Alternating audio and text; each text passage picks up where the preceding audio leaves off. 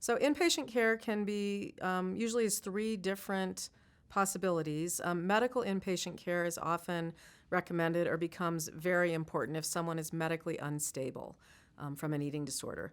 And that can be in the case of anorexia nervosa. Somebody might be very low body weight to the point that their heart rate is very low. A heart rate of under 45 in the doctor's office often indicates the need for an inpatient medical hospitalization that comes with cardiac monitoring, resting, and working on normalizing nutrition, beginning to take in slowly the amount of nutrition that you need to be medically stable.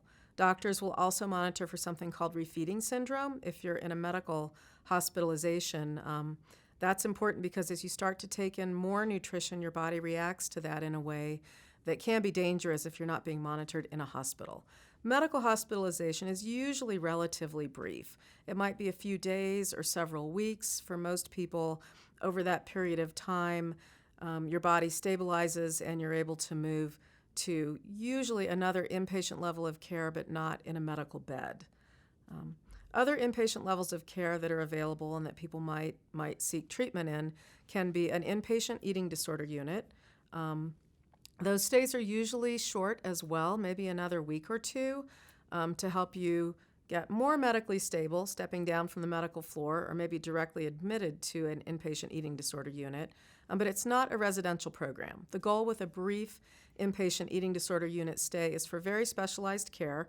All day long, you're working with therapists, dietitians, nurses, mental health counselors, and group therapists who are familiar with helping people with eating disorders overcome, work with, manage, learn different ways to cope with the thoughts and behaviors that come with having an eating disorder.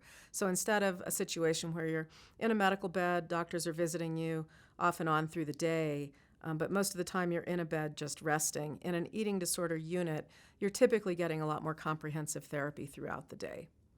Another inpatient level of care is called residential treatment centers.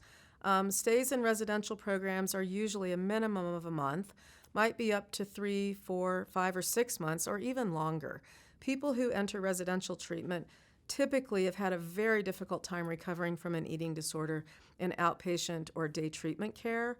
Oftentimes they have been more persistently ill, maybe for a year or two, and have had a very difficult time utilizing support from family, friends, and providers in an outpatient setting. Residential therapy is more often used for adults, but some teenagers might need residential care if they've had a very difficult time recovering at home.